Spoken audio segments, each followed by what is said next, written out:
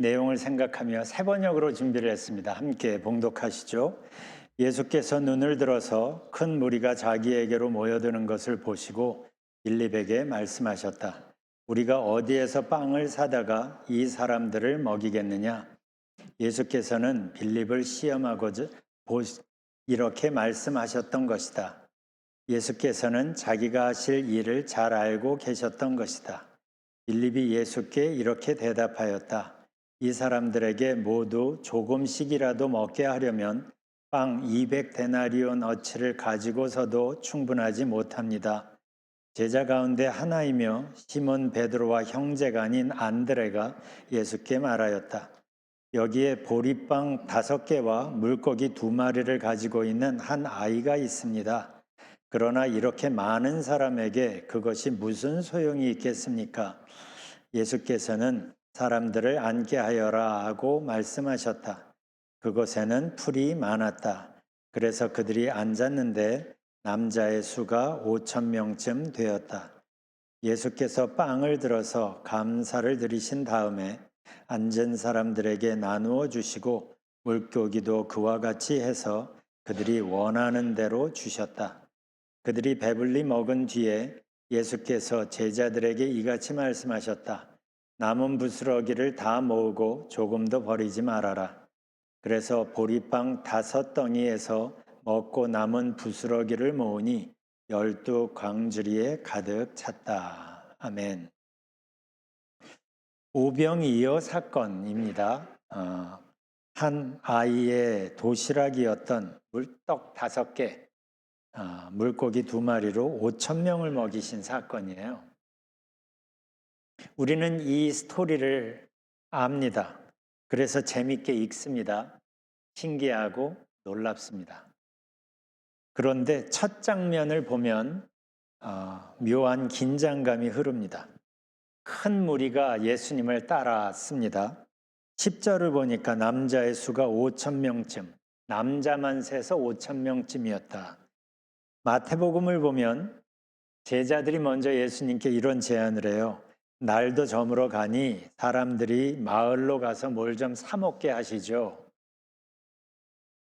그런데 오늘 본문 5절에서는 예수님이 빌립에게 물으십니다. 우리가 어디에서 빵을 사다가 이 사람들을 먹이겠느냐? 왜 이렇게 물어보셨을까? 그 이유를 6절이 알려줍니다. 쉬운 성경으로 보면 이래요. 예수님께서는 빌립이 어떻게 하나 보시려고 이런 질문을 하신 것이었습니다. 예수님께서는 빌립이 어떻게 할 것을 이미 알고 계셨습니다. 어떻게 할 줄 아시는데 왜 물어보셨을까요? 빌립은 나중에 이 전체적인 복음서를 보면 굉장히 똑똑하고 합리적인 생각을 했던 사람 같아요.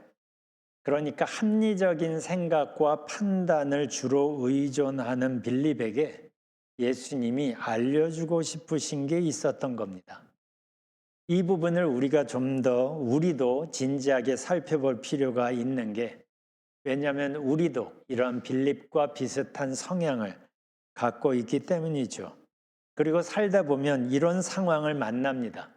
필요한 것에 비해서 내가 지금 가지고 있는 게 너무나 부족할 때 아무리 머리를 쥐어짜고 합리적인 사고를 하고 상식적인 판단을 해도 도무지 해결의 실마리가 보이지 않을 때 그래서 예수님이 일부러 빌립에게 물으신 겁니다. 그에게 그리고 그와 비슷한 제자들에게 또 우리들에게 예수님이 꼭 알려주고 싶으신 게 있기 때문이에요. 빌립의 대답은 예상대로였어요. 7절을 보면 이 사람들에게 모두 조금씩이라도 먹게 하려면 빵 200데나리온 어치를 가지고서도 충분하지 못합니다. 한 데나리온이 그 당시 노동자의 하루 품삯이라는 건 들어보셨죠? 그러니까 200데나리온이면 얼추 1년 연봉쯤인 겁니다. 당연히 예수님과 제자들에겐 그만큼의 돈은 없었습니다. 그러니까 빌립의 분석은 틀리지 않았습니다. 그런데 중요한 게 빠졌었던 거예요. 그 중요한 것, 빌립이 빼놓고 계산한 그것을 예수님이 보여주기 위해서 이 오병이어 사건을 벌이시는 겁니다. 그러니까 이 사건은 배고픈 5천 명에게 배불리 먹이신 것보다 더 중요한 메시지가 담겨 있는 거예요. 빌립처럼 합리적인 사고를 하고 이성적인 판단만을 근거로 해서 살아가는 사람들에게 예수님이 알려주고 싶으신 메시지가 있는 거예요. 두 가지를 보려고 합니다. 첫 번째는 예수님이 이 사건을 통해 보여주시는 첫 번째 메시지. 이 사건을 보면 아무리 생각을 하고 분석을 해봐도 뾰족한 수가 보이질 않아요. 배고픈 어마어마하게 많은 사람, 그리고 지금은 빵도 없고 돈도 없고. 그런데 그 상황에서 예수님은 한 아이의 도시락으로 들고 있었던 보리빵 5개, 물고기 2마리로 5천 명을 배부르게 먹이시는 도무지 이해되지 않는 상황을 예수님께서 지금 만들고 계신 겁니다. 이 자체가 메시지예요. 그러니까 이 사건의 초점은 놀라운 기적이 아닙니다. 어떻게 오병이어로 5천 명을 먹였을까의 어떤 방법이나 어떤 기적이 아니라 상황을 이렇게 바꾸신 예수님, 바로 그분께 초점이 있는 거예요. 이게 계속 요한복음이 계속 관심 갖고 있는 주제입니다. 이분이 누구신가? 요한복음은 예수님과 관련된 어떤 에피소드를 알려주는 데 초점이 있는 게 아니라 그 에피소드 속에서 보여지는 예수님의 정체, 이분이 누구신가에 초점이 있거든요. 바로 이게 이 예수님, 그 상황에서 이 어마어마한 상황을 바꾸어 버리시는 이분이 누구신가? 바로 이것이 그 상황에서 빌립이 문제 앞에서 잊고 있었던 것이고, 또한 우리가 살면서 기억해야 할 것인 거예요. 예수님께서 바로 이런 분이시라는 것, 그리고 이분께서 지금 나와 함께 하고 계신다는 것. 우리가 신앙생활에서 초점 맞춰야 할 게 이겁니다. 예수님이 무슨 일을 하셨느냐가 중요한 게 아니라 그 일을 하신 예수님, 이분이 누구시냐라는 것과 이분이 지금 나와 함께 하신다는 것. 이게 요한복음이 계속 강조하고 있는 초점입니다. 그래서 이 예수님이 지금 나와 함께 하신다는 것, 이걸 임마누엘이라고 했죠. God with us. 이 임마누엘, 우리는 다 알고 있죠. 들어서 알아요. 그런데 이 임마누엘이 하나의 개념이 아니라 내 삶의 실제가 되면 그때 우리는 살면서 만나는 여러 문제들을 전혀 다른 시각에서 바라보게 됩니다. 왜냐하면 문제들은 다양하지만 그러나 내가 혼자가 아니기 때문이에요. 예수님이 이러한 놀라운 변화를 만드시는 그 예수님이 바로 내 편이시기 때문에 내 앞에 있는 벌어지는 상황과 그 문제들을 바라보는 시각이 달라질 수밖에 없는 거예요. 이게 요한복음이 계속 추적하는, 추구하는, 강조하는 주제입니다. 그래서 요한복음은 시작부터 바로 이분이 이 땅에 찾아오셨다고, 바로 이분이 생명을 가지고 어둠 속에 찾아오셨다고 얘기하고, 바로 이분이 물로 포도주를 만드셨다고 얘기하고, 그리고 요한복음 6장에서는 바로 이분이 한 아이의 도시락으로 5천 명을 배불리 먹이셨다고 알려주는 거예요. 이 얘기를 하는 이유가 뭡니까? 놀라운 사건인데 사건에 초점이 있는 게 아니라 지금 예수님이 이런 놀라운 일을 하셨다는 예수님의 무용담을 우리 앞에 늘어놓으려는 게 아니라 지금 우리와 함께 하시는 그분이 이런 분이라는 걸 설명해 주는 거예요. 임마누엘로 지금 나와 함께 하시는 분이 바로 이런 분이라고 요한복음은 알려주는 거예요. 이게 초점입니다. 성경의 관점은 예수님의 과거 행적에 있지 않습니다. 지금 나와 함께 하시는 예수님이 어떤 분인지를 알려주는 데 초점이 있는 거예요. 그래서 과거에 있었던 이야기를 우리에게 하는 겁니다. 그래서 성경을 우리가 읽고 묵상하면서 그 사건들에 초점이 있는 게 아니라 그 사건들에서 보여지는 예수님, 바로 그분, 나와 함께 하시는 그분, 지금 나와 함께 하시는 예수님을 말씀을 묵상하면서 조금씩 더 깨닫게 되면, 그래서 이분이 정말 나를 사랑하신다는 것, 그리고 이분이 정말 내 편이시라는 것이 내 삶 속에서, 내 마음 속에서 사실이 되면, 단순히 정보가 아니라 내 존재 안에서 예수님의 함께 하심이 사실이 되면 나의 삶 자체가 달라질 수밖에 없게 되는 거예요. 전능하신 그분이, 물로 포도주를 만드신 그분이, 맨 처음부터 천지 창조 사역부터 함께 하신 바로 그분이 지금 내 옆에, 내 안에 늘 함께 하신다는 사실이 내 삶에 영향을 주지 않을 수 없기 때문이에요. 그래서 예수님께서 이 오병이어 사건을 통해 빌립에게, 그리고 우리들에게 알려주시려는 게 바로 이겁니다. 이 어마어마한 변화를 만드시는 바로 그분이 지금 나와 함께 하신다는 자각.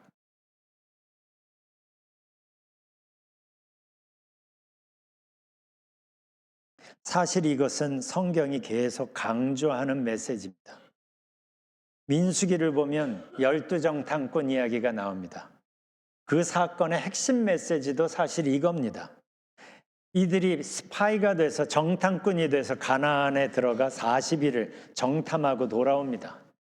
그 중에 10명의 정탐꾼은 가나안 원주민의 성벽을 보고, 그들의 무기를 보고, 그들의 큰 체격을 보고, 그래서 그들의 힘을 분석한 결과 두려웠어요. 그래서 그들 앞에서 우리는 메뚜기입니다라는 보고를 합니다.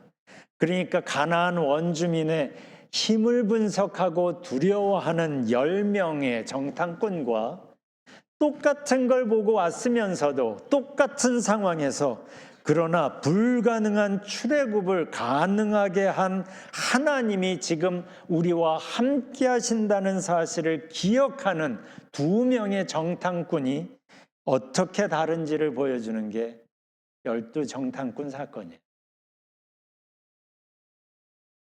골리앗 사건도 마찬가지입니다. 눈앞에 보이는 어마어마한 체격의 그 골리앗을 보고 두려워하는 이스라엘 군인들과, 그러나 똑같은 걸 보고 있으면서도 똑같은 상황에서 자기와 함께 하시는 하나님, 자기를 곰과 사자의 손에서 공격해서 이기게, 버티게, 견디게 하신 그 하나님이 지금도 나와 함께 하신다는 사실을 기억하는 다윗이 그 상황 속에서 어떻게 다르게 반응하는지를 보여주고 있는 거예요. 그러면서 이 스토리들을 보여주면서 성경은 우리에게 묻는 것 같아요. 요즘 네 모습은 어떠니? 이 두 서로 다른 모습 중에서 너는 어떤 모습과 좀 더 비슷한 것 같아? 라고 묻는 거죠. 이 메시지는 요한복음 6장 후반부, 우리가 오늘 읽은 그 뒷부분에 나오는 갈릴리 바다의 풍랑 이야기에서도 반복됩니다. 그들이 갈릴리를 바다를 이렇게 가다가 큰 풍랑과 파도를 만납니다. 그래서 고생을 합니다. 빠져 죽게 됐습니다. 두려웠습니다. 그런데 예수님이 그들에게 다가갑니다. 그리고 한마디 하십니다. 20절 보면 나다, 두려워하지 말아라. 그리고 그들이 탄 배에 올라탑니다. 그러면서 그들의 문제는 더 이상 문제되지 않습니다. 잔잔해집니다. 이게 이 요한복음 6장이 알려주는 메시지예요. 어떤 상황에서도 예수님이 함께 하시니까 그들의 문제는 더 이상 문제되지 않았다. 그러니까 상황이 중요한 게 아니라 그 상황 속에 예수님이 함께 하시느냐가 중요한데, 그런데 성경은 우리에게 알려주는 거죠. 이 예수님이 임마누엘을 선포하며 우리와 함께 하신다고. 바로 이게 예수님이 빌립이 배웠으면 바라셨던 겁니다. 그 상황 속에, 그 문제 앞에서, 그러나 빌립이 혼자 있는 게 아니라 예수님이 함께 하신다는 사실에 빌립의 눈이 열리기를 바라신 거죠. 그래서 질문하신 겁니다. 생각해 봅시다. 만일 그 상황에 빌립이 물로 포도주를 새롭게 창조하신 예수님을 제대로 기억했다면, 상황을 창조하시는, 바꾸시는 창조주로 예수님을 바라봤다면 어땠을까? 그랬다면 그의 마음은 걱정이 아닌 평안으로 채워졌을 겁니다. 그리고 이 예수님께서 이번에는 무슨 변화를, 무슨 일을 만드실까 오히려 기대하며 예수님을 바라봤을 겁니다. 이렇게 우리의 삶 속에서 예수님의 함께 하심을 자각하게 되면, 내가 혼자가 아니라 예수님이 나와 함께 하신다는 것, 그리고 그 예수님이 성경이 증언하는 그분이라는 것을 자각하면, 예수님을 제대로 바라보기 시작하면 우리의 삶엔 변화가 있을 수밖에 없습니다. 그렇다면 한번 살펴보세요. 요즘 내 마음은 어떤가? 요즘 내 마음속엔 예수님이 계십니까? 임마누엘이라는 단어는 압니다. 그게 무슨 뜻인 줄도 들었습니다. 그런데 임마누엘이 내 마음속에 지금 사실입니까? 아니면 임마누엘이 무슨 뜻인 줄은 알지만 혼자 생존을 위해서 고군분투하고 있습니까? 이거 우리는 곰곰이 생각해 보셔야 되는 거예요. 그런데 성경은 임마누엘을 또렷하게 선언합니다. 이 오병이어 사건이 주는 또 다른 메시지는 이겁니다. 예수님께서 함께 하실 때 만들어지는 하나님의 풍성, the abundance of God, the abundance of God, 하나님의 풍성. 언제요? 예수님이 함께 하실 때 만들어지는 풍성을 이 오병이어 사건이 보여줍니다. 그 많은 사람들이 먹고 또 먹고 배불리 먹고 잔뜩 먹어도 남을 만큼의 풍성을 아주 사실적으로 보여주는 거예요. 이걸 왜 보여줄까요? 신앙생활은 예수님과 함께 이 하나님의 풍성 안에서 살아가는 매우 독특한 삶이기 때문에 그렇습니다. Living in the abundance of God. 하나님의 풍성은 또 다른 표현으로 말하면 하나님의 나라입니다. 하나님의 나라의 또 다른 표현이 하나님의 풍성이에요. 이 하나님의 풍성이 예수님을 통하여 이 땅에 지금 소개되고 있는 겁니다. 그래서 예수님을 믿음으로 하나님의 자녀가 되었다는 얘기는 하나님 나라의 백성이 되었다는 이야기고, 또한 이 하나님의 풍성을 누릴 수 있는 자격을 가진 사람이라는 얘기죠. 바로 이걸 보여주시는 거예요. 우리 하나님은 이런 분이라는 것. The abundance of God.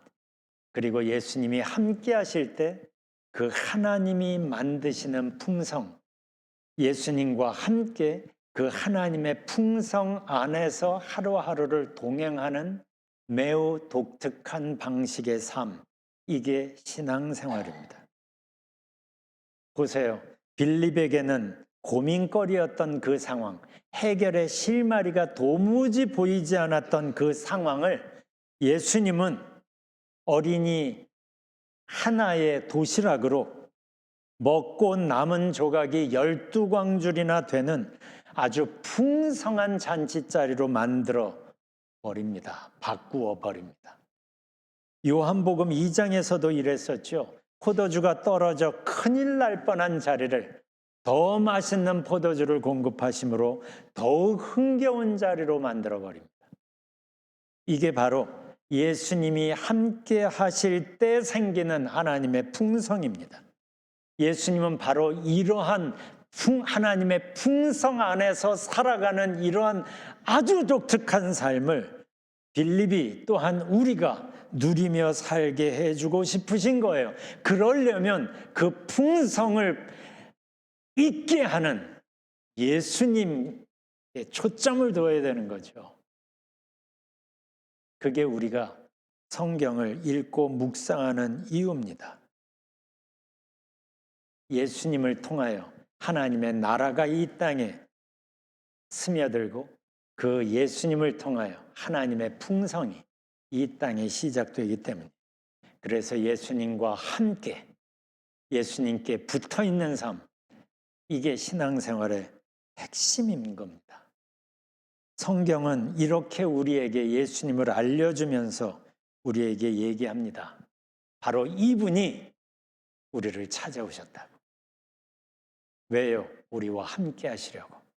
그래서 우리를 개인적으로 찾아오셔서 우리의 인생문을 두드리고 계신다고. 그게 우리가 잘 아는 계시록 3장 20절이에요.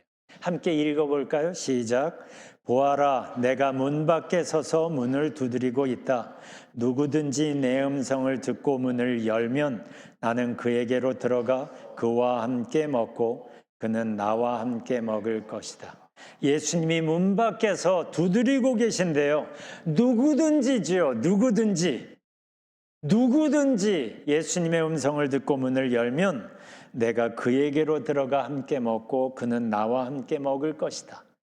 이게 하나님의 풍성의 한 표현인 거잖아요. 잔치자리인 거잖아요.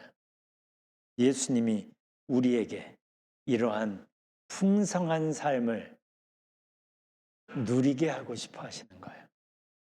그냥 주일날 교회에 나오는 것이 우리의 특별한 다른 한 가지가 아니라 하나님의 자녀로서의 특별함은 월화수목금토 우리의 일상생활 속에서 드러나야 정상인 겁니다. 왜냐하면 그 일상 속에 예수님께서 함께 하시기 때문에, 그 사실에 우리의 일상 속에 예수님이 함께 하시는 임마누엘이 개념의 수준이 아니라 나의 삶 속에 실제가 될 때 우리의 삶은 달라질 수밖에 없는 거예요.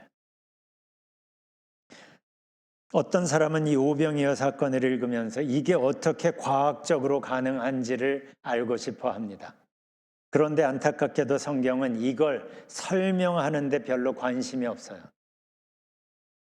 왜냐하면 잘 들어보세요. 성경은 하나님이 과거에 행하신 일들을 우리에게 납득시키는 것보다 지금도 일하고 계시는 하나님을 만나게 하는 것에 더 큰 관심이 있기 때문입니다.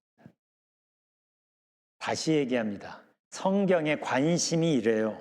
하나님이 과거에 행하신 이런저런 일들을 우리에게 자세히 설명해서 납득시키는 것에 관심이 있는 게 아니라 지금도 일하고 계시는 그 하나님 앞에 우리가 나아가도록, 그래서 그 하나님을 만나도록 하는데 성경은 관심이 있어요. 생각해 보세요. 하나님이 행하신 그 놀라운 사건들 따져보면 뭐예요? 이미 지나간 일들이잖아요. 그 이미 지나간 하나님이 행하신 놀라운 흔적들을 들여다보면서 와, 대단한데? 할 수도 있고, 이게 어떻게 가능해? 라고 갸우뚱할 수도 있어요. 그런데 정작 문제는 뭐냐 하면, 문제는 이미 지나간 일들에 초점 맞추고 있다는 사실이에요. 그 일을 버리신 그분이 지금 내 곁에 계시다는 사실에는 눈을 닫고 이게 어떻게 가능하냐? 그것 지나간 일들을 보면서 시간을 보내고 있다는 거죠. 성경은요, 하나님이 행하신 과거의 일들을 나열하면서 우리를 납득시키는 것엔 관심이 없습니다. 그런데도 성경이 과거의 이야기들을 하는 이유는 지금 우리와 함께 하시는 바로 그 하나님이 이런 분이라는 걸 설명하기 위해서 꺼내는 이야기인 거예요. 그러니까 초점은 과거의 사건이 아니라 그 사건이 가리키고 있는 지금 내 곁에 계시는 바로 그분인 거예요. 그래서 성경은 현재형입니다. 과거의 스토리를 말하지만 그러나 성경의 시제는 현재형인 거예요. 그래서 하나님이 행하신 놀라운 그러한 일들을 기적이라고 말하지 않고 뭐라고 한다고요? 표적이라고, 사인이라고 하는 거예요. 표적은 가리키는 거죠. 이 사건이 본질이 아니라 이 사건이 가리키고 있는 본체가 따로 있다는 거예요. 지금 우리와 함께 하고 계시는 바로 그분이 어떠한 분인지를 성경의 여러 사건들은 사인으로 가리키고 있는 거예요. 그러니까 성경의 관심은 과거의 사건에 있지 않습니다. 이걸 우리가 알면요, 성경의 관심이 지금 하나님께 있고, 그래서 성경의 시제가 현재형으로 진행된다는 것을 우리가 알면, 우리가 성경이 나열하고 있는 그러한 사건들이 가리키고 있는, 그 사건들이 사인처럼 가리키고 있는 그 곳을 향하여 눈을 들게 됩니다. 이게 성경을 잘 읽고 묵상하는 거예요. 성경을 파는 게 아니라 성경이 가리키고 있는 그분을 향하여 눈을 들 때 그러한 여러 표적들이 보여주고 있는, 그 표적들이 가리키고 있는, 그 표적들을 만들고 계시는 본체이신 그분을 우리는 대면하게 되는 거예요.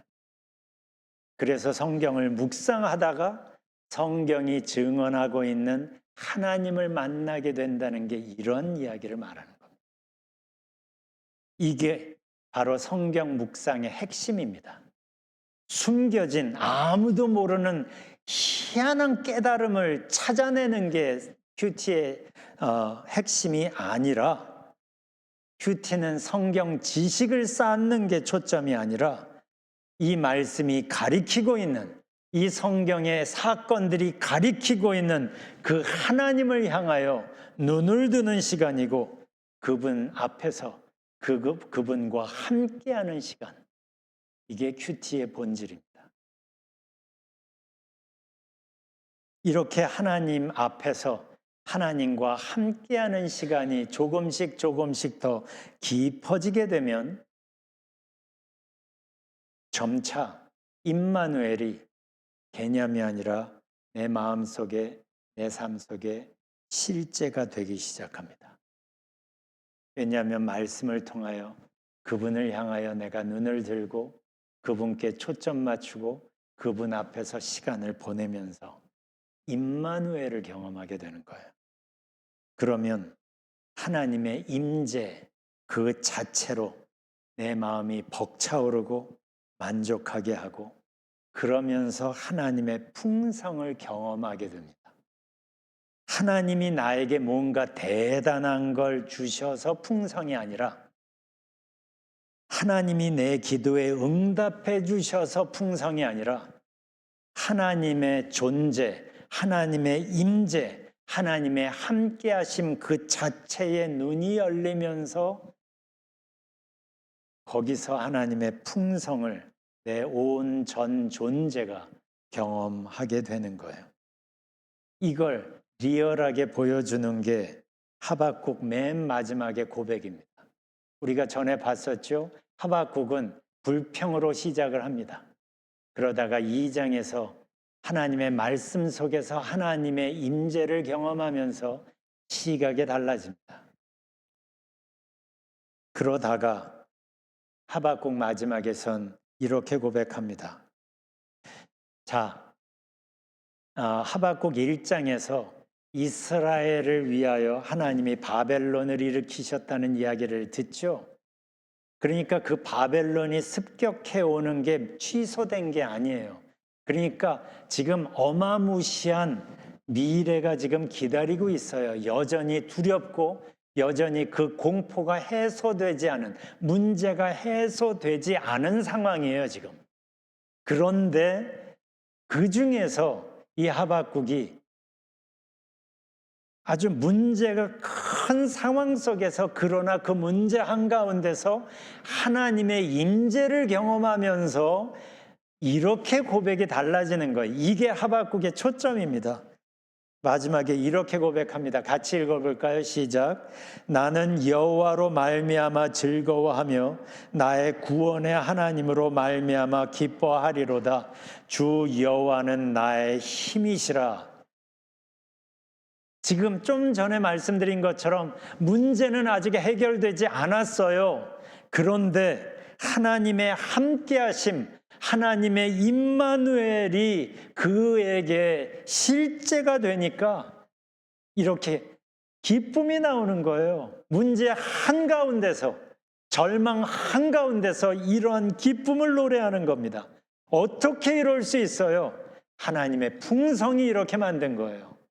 문제가 해결이 되어서 풍성이 아니라 하나님 앞에, 하나님의 임재 앞에 있으면서 풍성을 경험하는 거예요.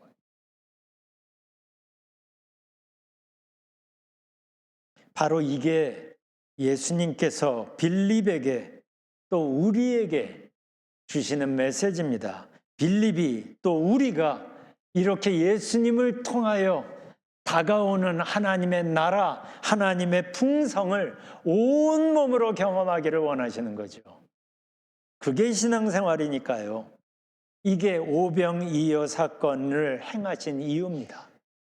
단순히 5천 명이 배불렀다가 중요한 게 아니라 그러한 문제 앞에서, 그러나 예수님이 그 자리에 계실 때 이러한 말도 안 되는 변화가 생겼다는 거죠. 그리고 바로 이분이 지금 우리와 함께 하신다는 거예요. 그때 하나님의 풍성이 우리의 삶 속에 실제가 되는 겁니다. 서두에서 얘기했던 것처럼 마태복음이나 마가복음을 보면 제자들이 예수님께 먼저 제안을 합니다. 날도 저물었으니 사람들이 마을에 들어가서 뭘 좀 사 먹게 하는 게 좋겠다고. 합리적인 제안 아닙니까? 어차피 빵도 없고 빵을 사줄 돈도 없으니까. 그런데 생각해 보세요. 그렇게 하면 문제는 해결될 수 있었을 거예요. 근데 만약 그랬다면 제자들은 별일 없이 그날이 지나갔을 겁니다. 사람들도 별 수 없이 그냥 배고프게 집으로 돌아갔을 겁니다. 그리고 그들은 하나님의 풍성을 경험하지 못했을 겁니다. 이걸 생각하면서 이런 생각이 들었습니다. 혹시 우리도 살면서 하나님의 함께하심, 하나님의 임재를 사실은 별로 기대하지 않고, 그래서 모든 일들을 내 상식선 안에서 합리적인 판단으로 다들 결정을 하고 그렇게 별일 없이 하루하루를 보내기 때문에 우리의 삶 속에서 하나님의 풍성을 경험할 기회들을 놓치고 있는 것은 아닐까?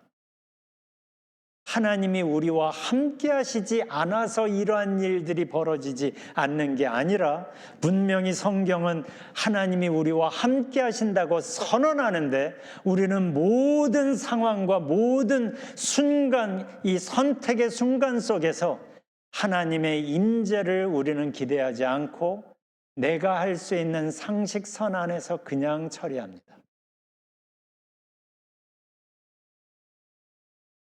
한번 생각해 보세요. 임마누엘, 하나님이 나와 함께 하신다는 것이 나에게는 개념인가? 아니면 나의 삶 속의 사실인가?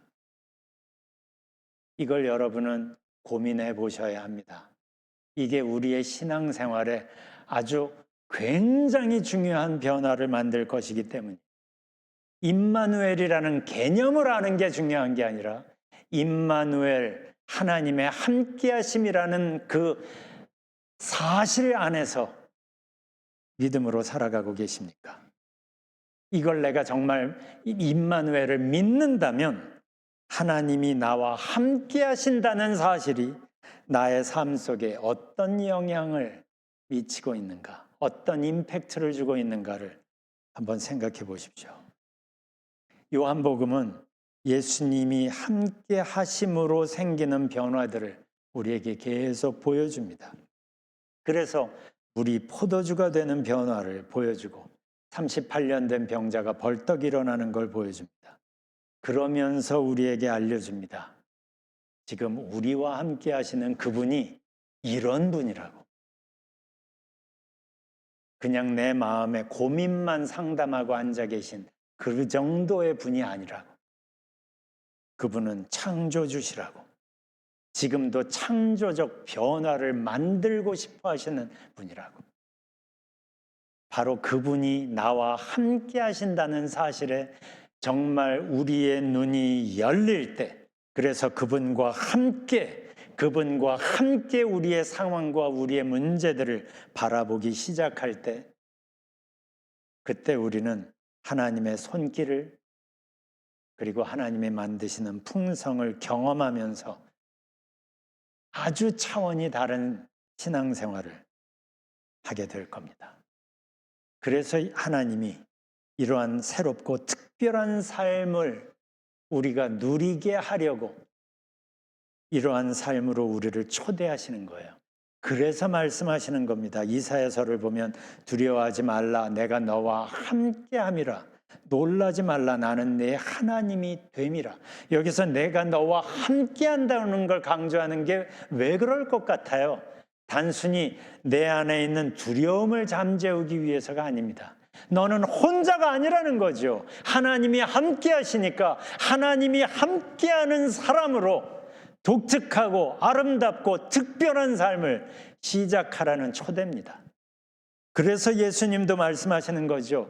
이 세상 끝날까지 내가 너희와 항상 함께 있을 것이다. 항상 너희와 함께 있을 거라는 건 뭐예요? 단순히 우리한테 자신감을 주기 위한 말이 아니에요. 내가 너와 함께 하니까 특별한 삶을 나와 함께 시작하자는 거죠. 그 특별한 삶을 시작하게 만드는 그 변수가 믿음인 거예요. 내가 정말 예수님을 믿으며 그분과 함께 오늘을 살아가고 있는가? 이게 오늘 우리가 이 말씀 앞에서 여러분이 선택하고 반응할 겁니다. 예수님과 함께하는 이 임마누엘의 삶을 정말 시작해보고 싶은가? 아니면 개념으로 그런 게 있구나, 그냥 그렇게 만족하실 건가? 그건 여러분의 선택입니다. 여러분의 믿음입니다. 어떻게 하시겠어요? 이 시간 우리를 부르시는 예수님 앞에서 잠깐 시간을 가졌으면 좋겠습니다. 예수님은 여전히 우리에게 말씀하십니다. 항상 너희와 함께 있을 것이다. 예수님도 하나님도 구약에서 말씀하십니다. 두려워하지 말아라, 내가 너와 함께함이라. 이 말씀이 여러분에게는 어떠한 의미입니까? 어떻게 반응하시겠어요? 잠깐 시간을 가져봅시다.